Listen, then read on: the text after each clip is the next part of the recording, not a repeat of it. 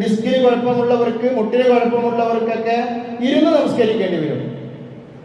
എന്നാൽ ചില ആൾക്കാർ ആ ഇരുന്ന് നമസ്കാരം എന്നത് അതിന്റെ പരിപൂർണത മനസ്സിലാക്കാതെ വീട്ടിൽ നിന്ന് നടന്നു വരുന്നവരാണ്. വോളിബോൾ കാണാൻ വേണ്ടിയിട്ട്, ഫുട്ബോൾ കാണാൻ വേണ്ടിയിട്ട് മണിക്കൂറുകളോളം നിന്ന് കാണുന്ന ആൾ തന്നെയാണ്.